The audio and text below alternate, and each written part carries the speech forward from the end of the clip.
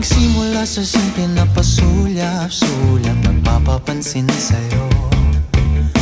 Umabot sa palitan ng mga mensahe, kilig na kilig ako.